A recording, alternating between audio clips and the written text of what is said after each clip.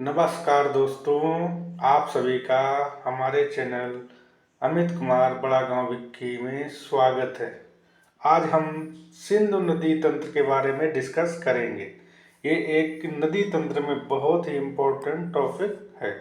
सिंधु नदी तंत्र सिंधु नदी तथा उसके सहायक नदियों के बारे में बताता है, जिससे एग्जाम में क्वेश्चन पूछे जाते हैं। एसएससी सीजीएल तथा रेलवे एनटीपीसीओ रेलवे ग्रुप डी में क्वेश्चन आते हैं। आज हम हमको पूरी तरह से सिंधु नदी तंत्र के बारे में बता देंगे, जिससे आपका कोई भी क्वेश्चन एग्जाम में नहीं छूटेगा।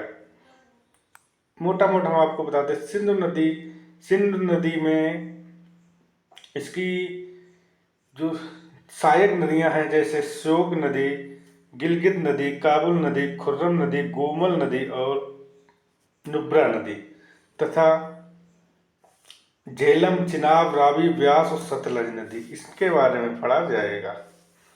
चलो आओ दोस्तों, आज का टॉपिक शुरू करते हैं। सिंधु नदी तंत्र।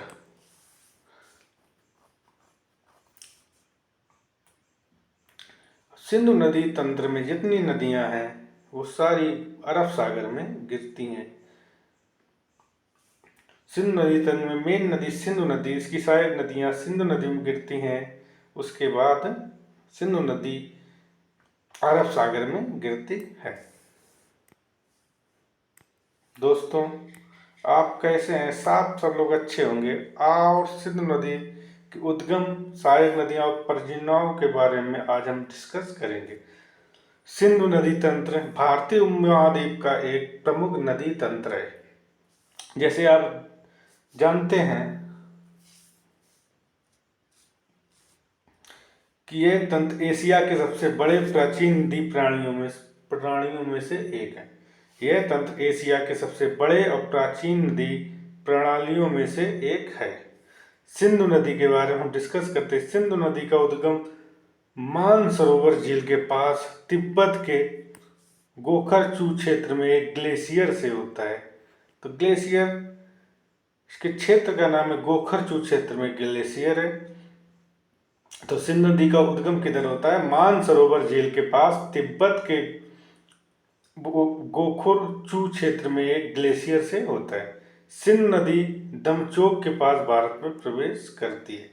दमचोक याद रखना, ये क्वेश्चन पूछा जाता है। सिंधु नदी भारत में कहाँ से पास प्रवेश करती है? तो दमचोक के पास भारत में प्रवेश करती है। सिंधु नदी का उद्गम मानसरोवर के पास होता है। ये बोखरचू क्षेत्र के बाद एक ग्लेशियर से होता है, ठीक है। और ये कहाँ प्रवेश करती है? इंडिया में दमचोक के पास। यह सिर्फ भारत में जम्मू कश्मीर तथा लद्दाख से होकर बहती है। तो ये क्वेश्चन पूछा जाता है एग्जाम्पल में दोस्तों, कि भारत के किन राज्यों से होकर सिंधु नदी बहती है। तो आप ये दोनों केंद्र शासित प्रदेश जम्मू कश्मीर एंड लद्दाख हैं। और सिंधु नदी पूर्वगामी नदी, हिमालय के बनने के पहले की नदी है, ये भी याद रखें। ये नदी चिल्लास के पास पाकिस्तान में प्रवेश करती है। तो दोस्तों, ये भारत में प्रवेश कहाँ करती थी? दमचोक के पास। और पाकिस्तान में प्रवेश करती है चिल्लास के पास। तो दमचोक से भारत में प्रवेश करती है और चिल्लास से निकल के पाकिस्तान में प्रवेश करती है। हाँ दोस्तों, हमारा चैनल अमित कुमार बड़ा गांव विक्की है। इसको सब्सक्राइब करें तथा बेल आइकन बजाएं। आपके एग्जाम में जीएस तथा मैथ पोर्शन बहुत ही अच्छा हो जाएगा, जिससे आपको एग्जाम की तैयारी करने में आसानी होगी।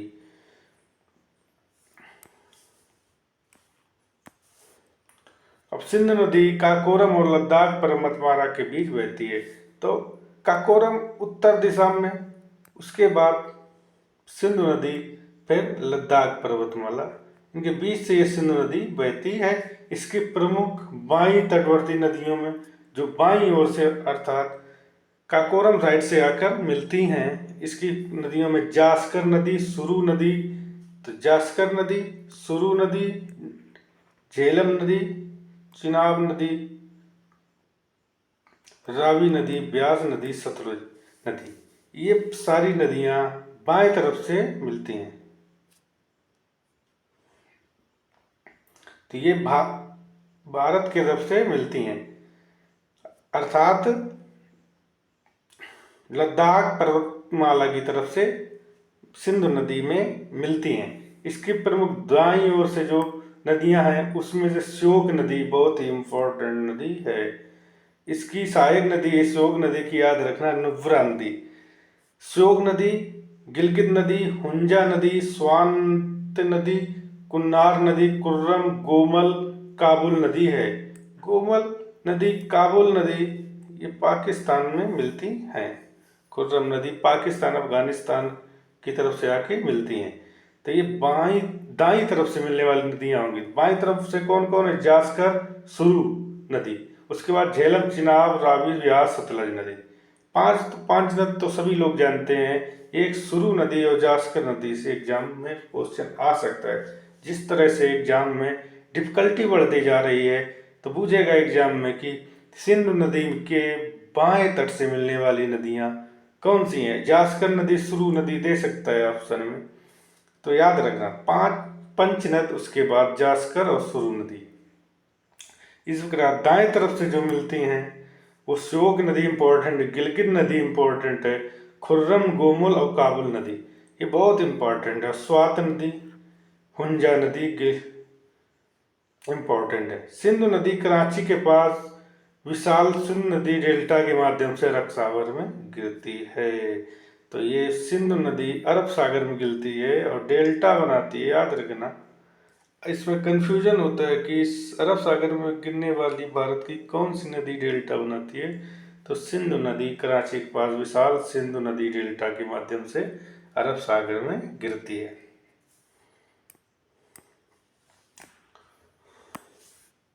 आप समझ लीजिए कि ये तिब्बत का पठार है, ये पूरा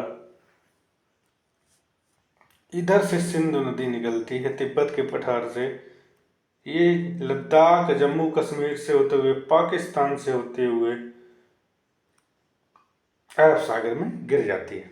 इसकी सहायक नदी झेलम, ये क्रम याद होता है, झेलम, चिनाब, रावी, व्यास, सतलज। तो सबसे लास्ट में सतलज है, सबसे पास में झेलम, ये पंचनद है।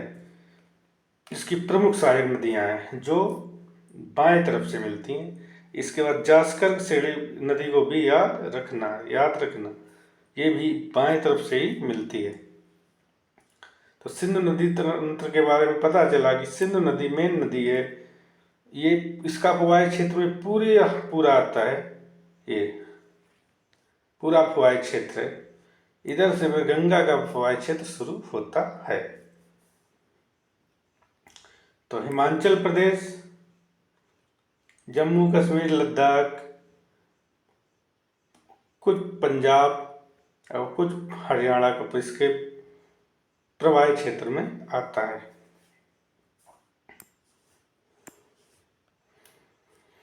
अब इसकी सहायक नदियों की बात करते हैं तो हमने बोला था ये जो दाएं तरफ से एक श्योक नदी बहुत इंपॉर्टेंट है, एग्जाम में बहुत पूछी जा रही है।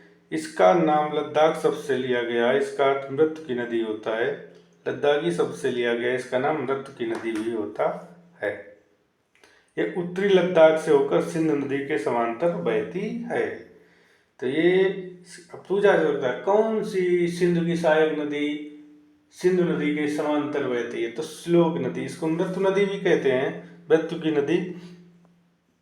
ये देखो इंडस नदी और सिंधु नदी जा रही, इसी के समांतर देखो श्लोक नदी जा रही है, ये जाके सिंधु नदी में गिर गई। ये उत्तरी लद्दाख से होकर सिंधु नदी के समांतर बहती है, याद रखना। इसके बाद पाकिस्तान प्रशासित गिलगित बल्चिस्तान क्षेत्र में प्रवेश करती है सिंधु नदी में। इसकी लंबाई 550 किलोमीटर है। इसके प्रमुख सहायक नदी है, बताया था नुब्रा नदी, अभी स्टार्टिंग में बताया था। नुब्रा नदी किसकी सहायक नदी है? श्लोक नदी की सहायक नदी है, जो कि सिंधु नदी की सहायक नदी है श्लोक नदी। तो श्लोक नदी की सहायक नुब्रा, सिंधु नदी की सहायक श्लोक। तो एक तरह से नुब्रा नदी सिंधु नदी की भी सहायक हो जाती है। तो श्लोक नदी की सहायक, नुब्रा नदी, याद रखना। यह स्कार्दू पाकिस्तान में सिंध नदी से मिल जाती है।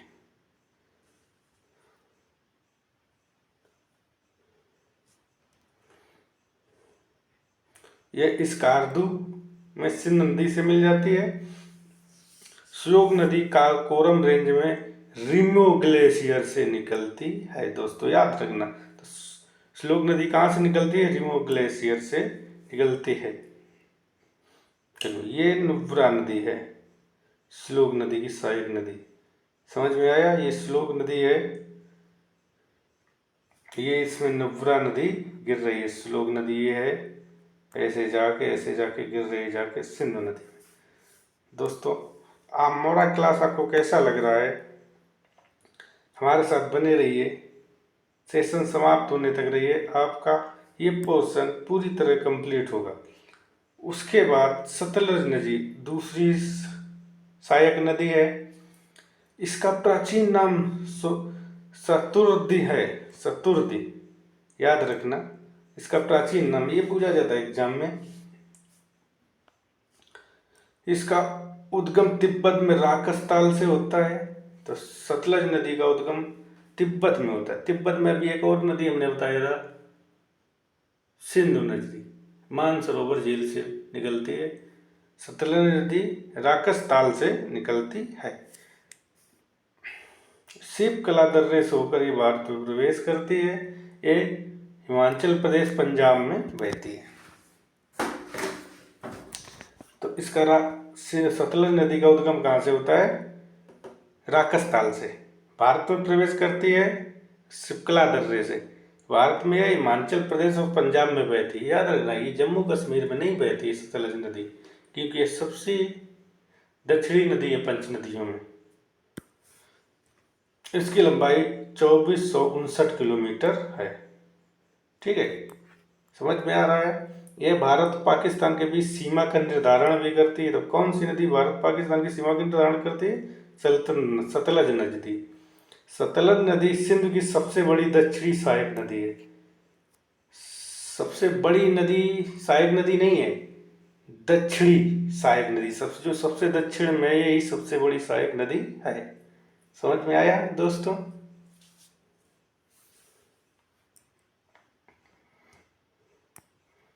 ठीक है,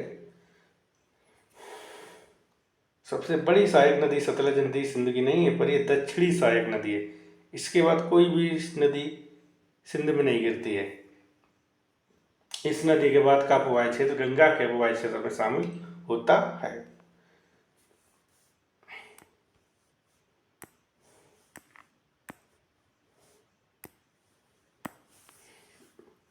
सतलज नदी सिंध की सबसे दक्षिण सहायक नदी है। यह भारत में सिंध की सबसे लंबी सहायक नदी है।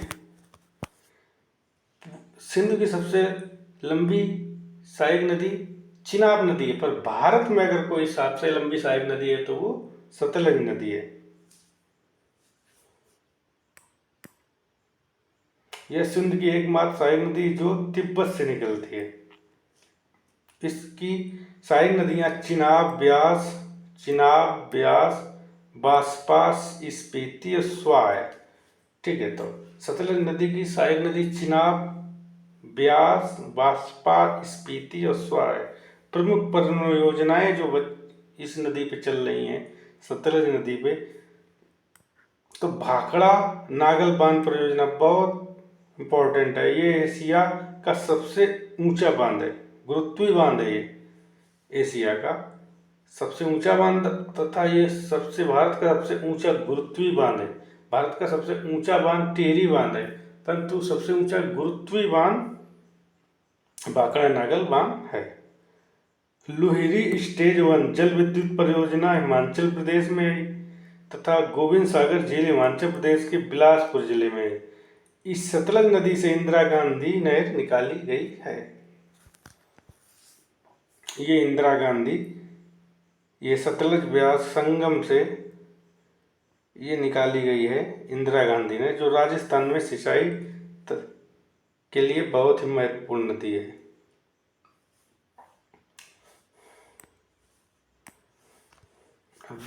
चिनाब नदी के बारे में पढ़ते। ये भी सिंध की सहायक नदी है। ये चंद्रभागा नामक दो हिमाचल प्रदेश की लाहौद और स्पीति घाटी में बारालाचा दर्रा दर्रे के क्रमशः दक्षिण पश्चिम, उत्तर पश्चिमी मुखों से निकलती है। दो नदी चंद्रभागा नदी हैं, इनसे मिलकर चिनाब नदी का निर्माण होता है। चंद्रा लगभग 125 मीटर लंबाई पार करने के बाद तांडी में भागा से मिलती है। तो चंद्र और भागा कहाँ मिलती है? ऊपरे से तांडी में, यहाँ से इसका नाम चिनाब नदी पड़ता है। तो चंद्रा लगभग 125 किलोमीटर की कुल लंबाई पार करने के बाद तांडी में भागा से मिल जाती है। इसके बाद संयुक्त धारा को चिनाब या चंद्रभागा के रूप में जाना जाता है। समझ में आया? यह हिमाचल प्रदेश में लगभग 90 किलोमीटर तक बहती है। तो कितने किलोमीटर? हिमाचल प्रदेश में 90 किलोमीटर। इसके बाद जम्मू कश्मीर राज्य में प्रवेश कर जाती है।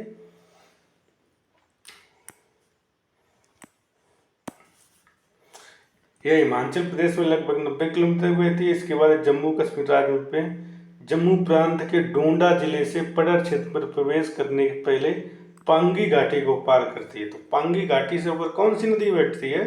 चिनाब नदी। भंडालकोट में अपनी सबसे बड़ी सहायक नदी मुरुसुदर से मिलती है।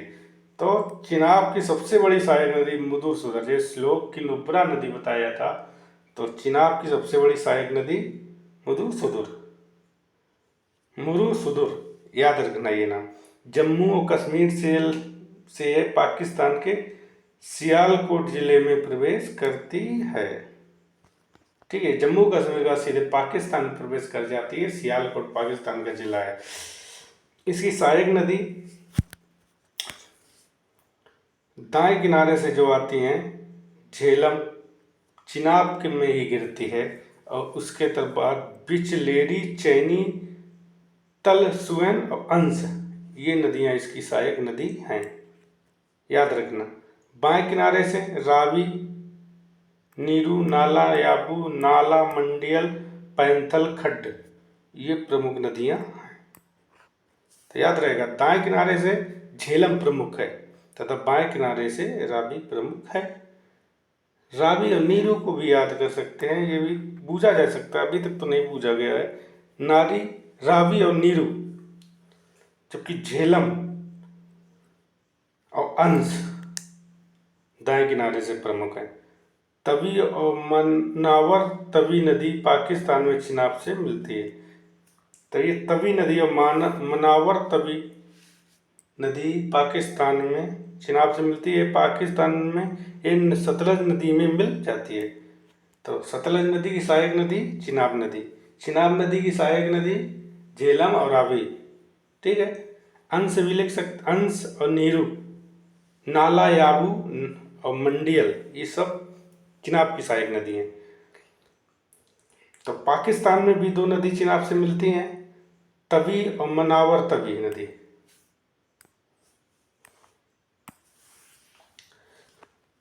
हमारा सेशन कैसा लग रहा है दोस्तों? सिंधु नदी तंत्र के बारे में हम पढ़ रहे हैं, जिसमें भारत की नदियां, जो पश्चिमी नदियां हैं सिंधु नदी तंत्र में आती हैं, उनके बारे में पढ़ रहे हैं। तो सिंधु नदी तंत्र में आप समझ सकते हैं, मानसरोवर झील, राकस ताल से दो नदी निकलती। मानसरोवर झील से सिंधु नदी निकलती है, और राकस ताल से कौन सी नदी निकलती है? सतलज। ठीक है, इधर से एक ब्रह्मपुत्र नदी जाती है, वो हम बाद में पढ़ेंगे, जो ब्रह्मपुत्र नदी तंत्र में पढ़ाएंगे। तो इधर से तीन नदी निकलती है तिब्बत से, मानसरोवर झील से सिंधु नदी, राकस ताल से सतलज नदी। आप लोग ध्यान देना, बार बार रिपीट करो, समझ में आएगा। उसके बाद बाराचला दर्रा से चिनाब नदी, शेषनाग झील से झेलम नदी। तो झेलम नदी सबसे सिंधु के पास है और शेषनाग झील से निकलती है। चिनाब नदी, बारालाचला दर्रा, रावी नदी, रोहतांग दर्रा, ब्यास नदी व्यास कुंड से निकलती है। ठीक है,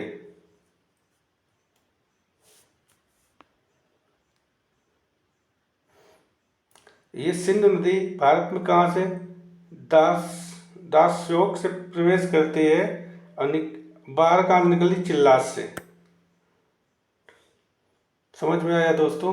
झेलम की लंबाई 725 है, 725। झेलम की लंबाई है 725, चिनाब की 1800 है, 1800।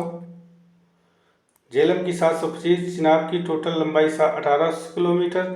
रवि रावी रवि लिखा है, रावी नदी है वो 720 किलोमीटर। तो झेलम और रावी नदी की लंबाई लगभग बराबर है।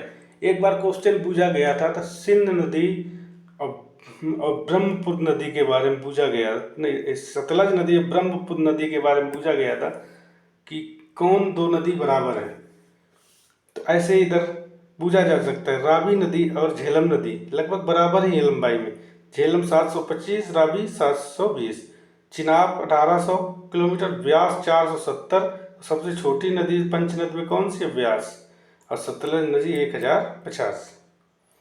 तो दो नदी कौन कौन सी बराबर है? एक सिंधु नदी, एक ब्रह्मपुत्र नदी, इधर रावी नदी और झेलम नदी। याद रखना दोस्तों, सिंधु नदी और ब्रह्मपुत्र नदी लगभग लगभग बराबर, पूर्ण रूप से बराबर नहीं बोल सकते, लगभग 50-60 किलोमीटर का अंतर होता है।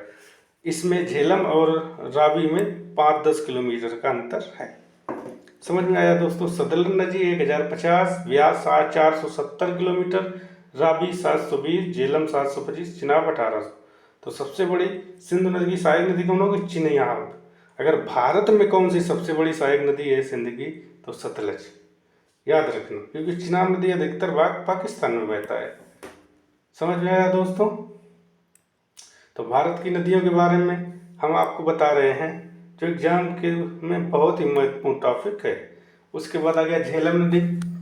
झेलम नदी किसकी सहायक नदी? अभी बताया चिनाब की नदी है, चिनाब में गिरती है। निकलती कहाँ से है? अभी आपको हमने बताया। इसका उद्गम कहाँ से होता है? शेषनाग झील से।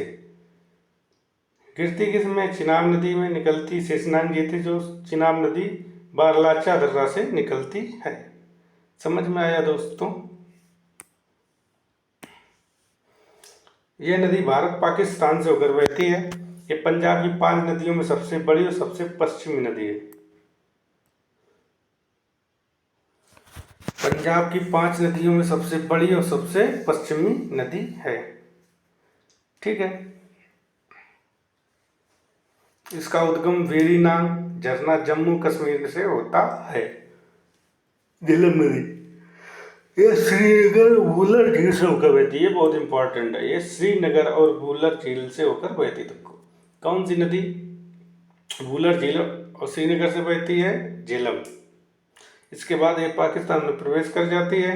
ये पाकिस्तान में त्रिमू नामक स्थान पर चिनाब नदी में मिल जाती है। तो चिनाब नदी में झेलम कहाँ मिलती है? त्रिमू नामक स्थान। इसकी लंबाई 725 किलोमीटर, आपको हमने अभी बताया था।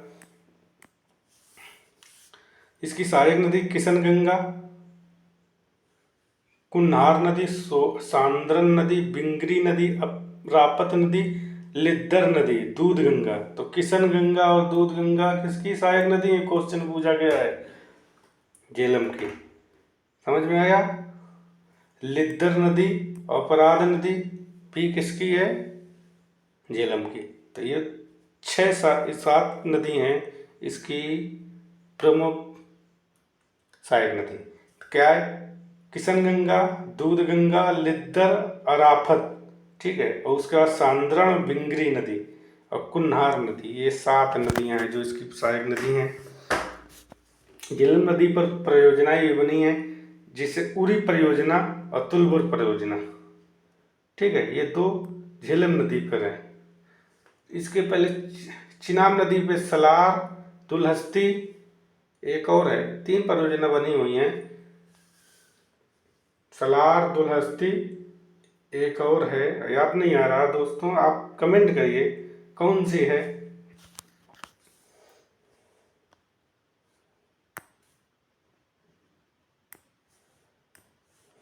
अब रावी नदी के बारे में पढ़ते हैं।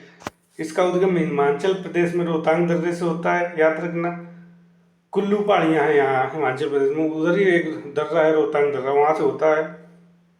यह नदी पीर पंजाल और धौराधर पर्वतमाला के बीच के क्षेत्र को जल प्रदान करती है। यह माधोपुर के पास पंजाब में प्रवेश करती है। इसके बाद ये पाकिस्तान में प्रवेश कर जाती है। तो माधोपुर के पास पंजाब में आती है, इसके बाद पाकिस्तान चली जाती है। ये पाकिस्तान में रंगपुर के पास चिनाब नदी में मिल जाती है। ठीक है दोस्तों,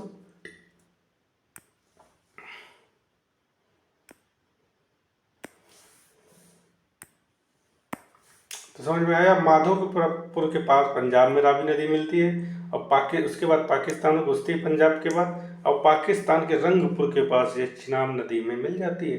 तो रंगपुर के पास कौन सी नदी चिनाब नदी में मिलती है? तो रावी नदी। रावी नदी किसकी सहायक नदी है? चिनाब की। समझ में आया दोस्तों। ये पीर पंजाल और धौलाधर पर्वतमाला है, उसके बीच के क्षेत्र में बहती है, अर्थात उधर के क्षेत्र में इधर से पानी जाता है। इसका उद्गम कहाँ होता है? रोहतांग दर्रे के पास कुल्लू की पहाड़ियों में होता है।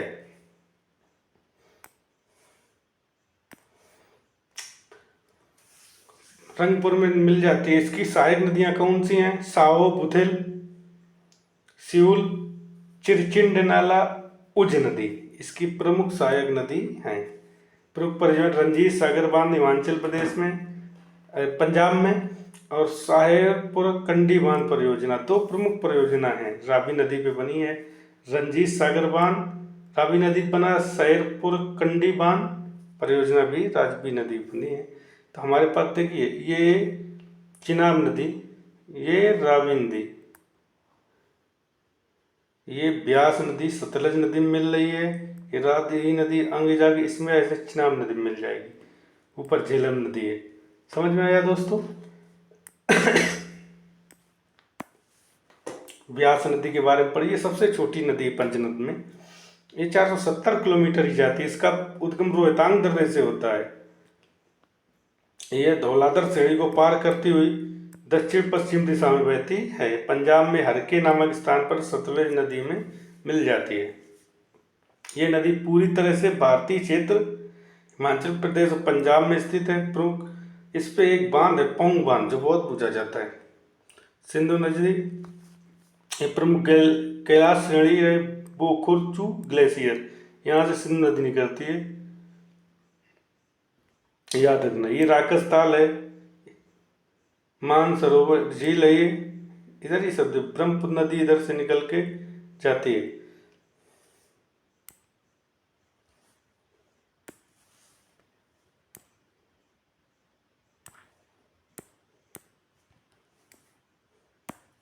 अब आते हैं तो समझ में आता है, इधर से साफ साफ दिखता है। ये सिंधु नदी, झेलम नदी, चिनाब नदी, ये चिनाब नदी, ये रावी नदी, ये व्यास नदी, ये सतलज नदी, ये पंच नदी यहाँ से हो जाता है और अब सागर में गिर जाती है। इधर से इंदिरा गांधी नहर निकाली गई है। तो हमारा सेशन आपको कैसा लग रहा है दोस्तों? थोड़ा लंबा सेशन हो जाएगा, पर बहुत ही इम्पोर्टेंट सेशन है।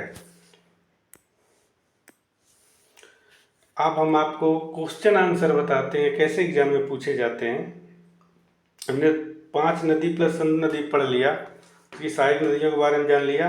अब क्वेश्चन कैसे पूछा जाता है एग्जाम में? सिंधु नदी का उद्गम कहाँ से होता है, ऐसे क्वेश्चन आएगा। तो क्या सिंधु नदी का उद्गम तिब्बत के मानसरोवर के निकट सिंध का बाब नामक जलाशय माना जाता है? सिंध का बाब। सिंध नदी की लंबाई कितनी है? 2880 किलोमीटर। सिंध नदी की भारत में लंबाई कितनी है? 709 किलोमीटर। टोटल लंबाई सिंधु नदी की 2880, भारत में 709 किलोमीटर बहती है, फिर पाकिस्तान में प्रवेश करती है। सिंधु नदी किस स्थान के निकट पाकिस्तान में प्रवेश करती है? तो चिल्लास, बताया था ना आपको। सिंधु नदी किस सागर में मिल जाती है? कराची के पास मिलती है, अरब सागर में। सिंधु नदी की सहायक नदियां कौन कौन सी? झेलम, चिनाब, रावी, व्यास, सतलज, श्लोक भी है, याद रखना। काबुल नदी, कंधार नदी, या गोमुल नदी, ये सब इसकी सहायक नदी हैं। सतलज नदी कहाँ से हिमाचल प्रदेश में प्रवेश करती है? शिवकला दर्रे से। पाकिस्तान की सबसे लंबी नदी, राष्ट्रीय नदी कौन सी? सिंधु नदी।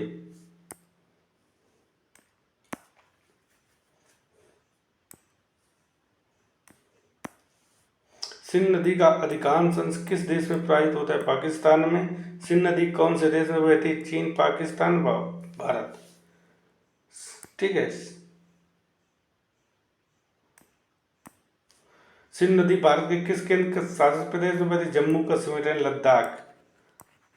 लद्दाख। ठीक है। झेलम नदी का उद्गम स्थल कहाँ से? वेरीनाग के निकट शेषनाग झील से। सिंध नदी की किस सहायक नदी का उद्गम स्थान बारालाचा दर्रा से होता है? चिनाब नदी का। सिंध नदी की सहायक नदी रावी नदी का उद्गम बंगाल बेसिन। ठीक है दोस्तों, आज का सेशन कैसा लगा? नमस्कार, गुड इवनिंग, गुड नाइट। हमारा चैनल को सब्सक्राइब कीजिए तथा बेल आइकन दबाइए। थैंक यू दोस्तों, गुड नाइट।